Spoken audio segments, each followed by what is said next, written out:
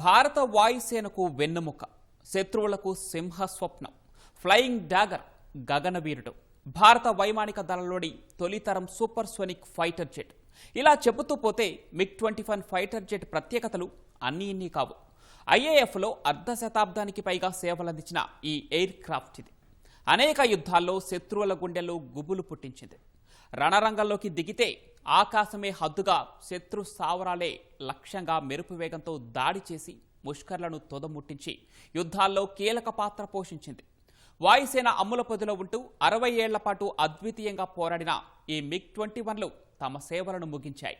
భారత వైమానిక దళం MiG-21లకు చండీగఢ్ ఎయిర్ బేస్లో తుది వీడ్కోలు పలకడంతో అవిక చరిత్రగా మిగిలాయి. ఈ నేపథ్యంలో MiG-21 ఫైటర్ జెట్లు భారత్కు వాయుసేనకు అందించిన సేవలేంటి, వీటికి వీడ్కోలు పలకటానికి గల కారణాలు తదితర విషయాలు ఈ కథనంలో చూద్దాం.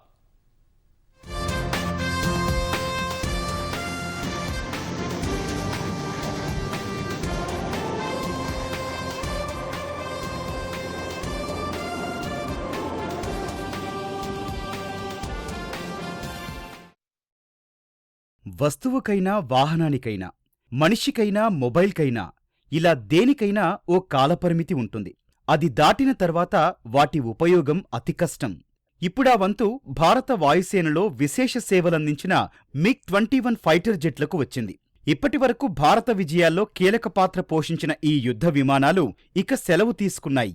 వీటి కాలపరిమితి ఇప్పటికే దాటిపోయినా ఇండియన్ ఎయిర్ ఫోర్స్ అవసరాల దృష్ట్యా ఇప్పటిదాకా వినియోగించాల్సి వచ్చింది. అయితే ప్రపంచ రాజకీయ, భౌగోళిక పరిస్థితులు, టెక్నాలజీ వినియోగం దృష్ట్యా MiG-21 సేవలకు గుడ్ బై చెప్పాల్సి వచ్చింది.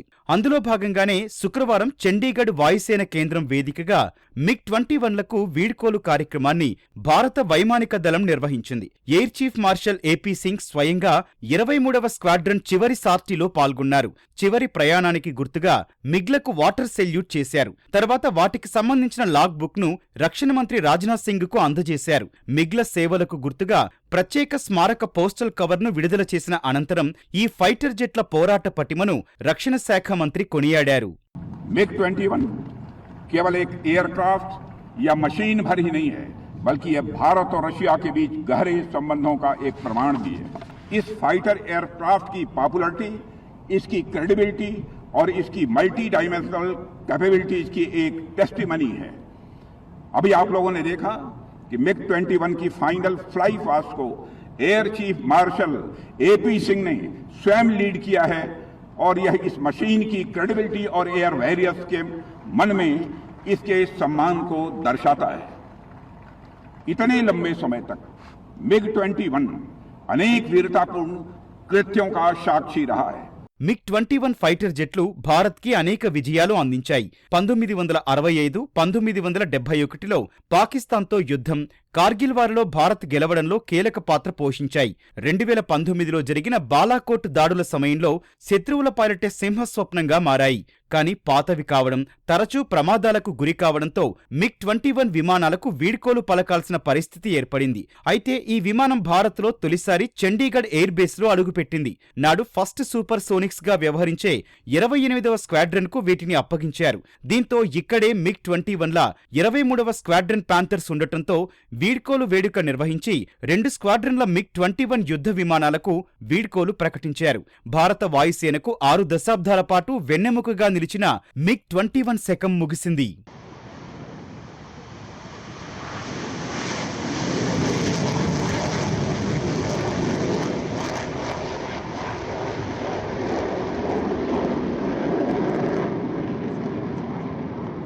భారత వాయుసేనలో ఇప్పటి వరకు ఏ ఫైటర్ జెట్లు అందించని విశేష సేవలు MiG-21 యుద్ధ విమానాల సొంతం. 1963లో రష్యా నుంచి భారత్ తొలిసారి MiG-21 టైప్ 13లను కొనుగోలు చేసింది.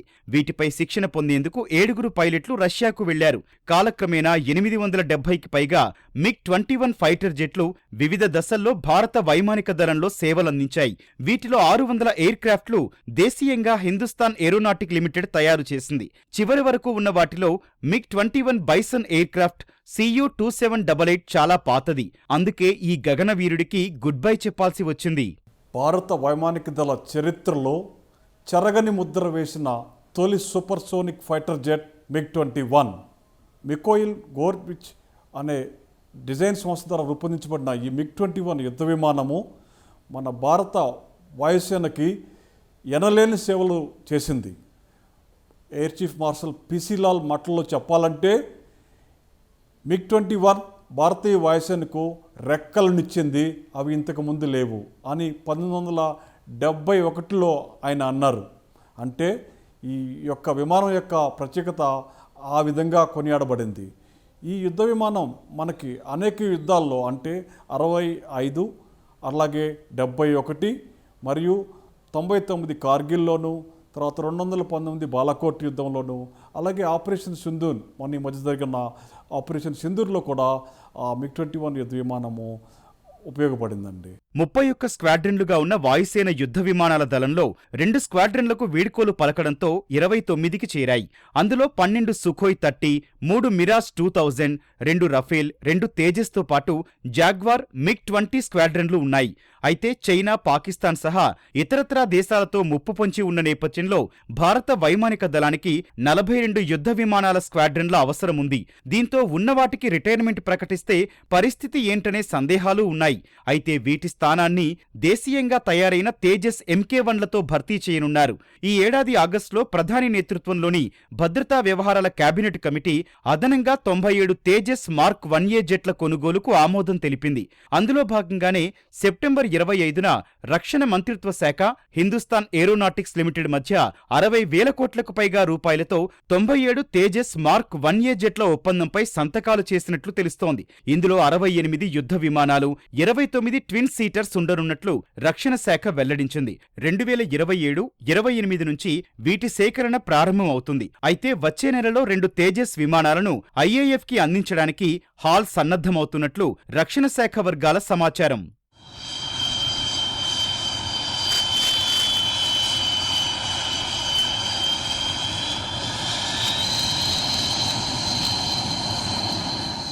MiG-21లు పేరుకు పాతతరం విమానాలే అయినా వాటి సాంకేతికత అధునాతనమైనది. 1963లో ప్రవేశపెట్టిన మిగ్లకు ఇప్పటి మిగ్లకు చాలా వైవిధ్యం ఉంది. సరికొత్త ఏవియానిక్స్, ఆయుధ రవాణా సామర్థ్యం జోడించడంతో ఇవి సురక్షితమని చెప్పేవారు లేకపోలేదు. గాల్లో చురుగ్గా కదలడం, అత్యధిక వేగాన్ని అందుకోవడం, సెకనుకు 250 మీటర్ల వేగంతో నిట్ట నిలువుగా కూడా ప్రయాణించడం MiG-21ల ప్రత్యేకత.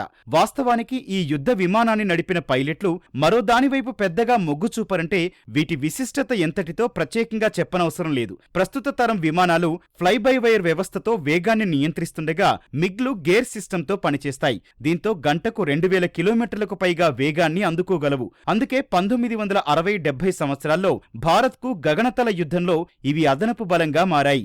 వాస్తవానికి అప్పట్లో ఇవి సాంకేతిక పరంగా పశ్చిమ దేశాలు కూడా కంటి మీద కునుకు లేకుండా చేశాయని వైమానిక అధికారులు చెబుతుంటారు. MiG-21 has entered Indian Air Force during 1963 and it has served Indian Air Force for more than 6 decades, almost 62 years. It is the major fleet in Indian Air Force which has given a fighting arm and scare in the neighbors' arsenal where we fought with Pakistan, China and neutralized their forces, where our pilots have excelled to win against these wars. MiG-21ల technology తెలుసుకోవడానికి Israel నిఘా సంస్థ Mossad ఈ యుద్ధ విమానాన్ని దొంగిలించింది అంటే ఆశ్చర్యం కలక్క మానదు. కానీ అది నిజం. 1960లో ఇజ్రాయెల్, అరబ్ దేశాలకు మధ్య ఉద్రిక్త పరిస్థితులు ఉండేవి. అప్పుడు అరబ్ దేశాలు మిగ్లు కలిగి ఉన్నాయి. ఇది కాస్త ఇజ్రాయెల్ను కలవరపాటుకు గురిచేసింది. దీంతో ఎలాగైనా వీటి సాంకేతికత తెలుసుకొని ప్రతివ్యూహాన్ని రచించాలని పథకం వేసింది. అందుకు ఇజ్రాయెల్ గూఢచార సంస్థ మొసాద్ రంగంలోకి దిగింది. మొదట ఈజిప్ట్ వైమానిక దళంలోని ఓ పైలట్ను లోబర్చుకోవడానికి ప్రయత్నించి విఫలమైంది. చివరకు ఇరాక్ వాయుసేనలో తుర్కియే మూలాలున్న మునీర్ రెడ్ఫా అనే పైలట్ గురించి మొసాద్ తెలుసుకుంది. ఓ మహిళతో అతనికి వలవేసి MiG-21 ఫైటర్ జెట్తో వస్తే $10 లక్షల నజరానా, పౌరసత్వం, శాశ్వత ఉద్యోగం ఇస్తామని ఇజ్రాయిల్ ప్రతిపాదించింది.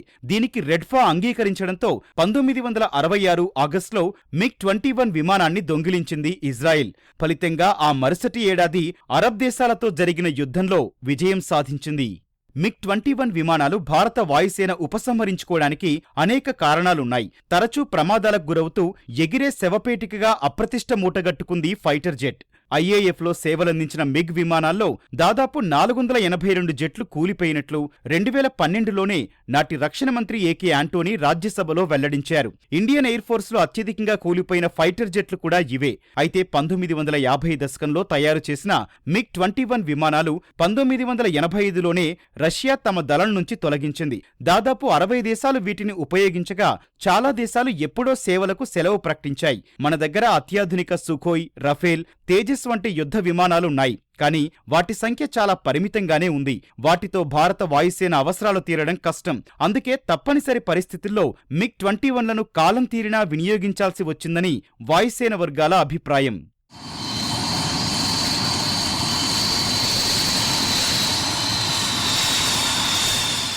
అరశతాబ్దానికి పైగా సేవలందించిన మిగ్ ఫైటర్ జెట్లకు రిటైర్మెంట్ ప్రకటించిన తర్వాత ఏం చేస్తారనే ఆసక్తి అందరిలో ఉంది. అయితే వీటి నుంచి ఇంజన్, రాడార్లు, ఏవియానిక్స్, ఆయుధాలు, ఇతర కీలక పరికరాలను తొలగిస్తారు. వీటి ఎయిర్ ఫ్రేమ్ కోసం వచ్చిన దరఖాస్తులు పరిశీలించి ప్రాముఖ్యత ఆధారంగా లిస్టు తయారు చేస్తారు. ప్రైవేటు విద్యా సంస్థలు 30 లక్షలు వెచ్చించి వీటిని పొందొచ్చు. యుద్ధ స్మారకాలు, మిలిటరీ మ్యూజియాలు ప్రభుత్వ సంస్థలకు ఉచితంగా ఇస్తారు. ప్రభుత్వ రంగ సంస్థలకు వేరే ధర ఉంటుంది.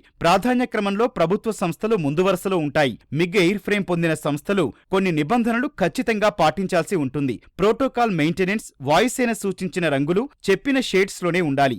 ఏవైనా నగరాల్లో వీటిని ప్రదర్శించేందుకు రాష్ట్ర ప్రభుత్వాలు కోరితే ఆయా స్థానిక సంస్థలు ఖచ్చితంగా మెయింటెనెన్స్ నిబంధనలు పాటించాలి. ఎయిర్ ఫ్రేమ్లు దెబ్బతినేట్లు ఉంచకూడదు.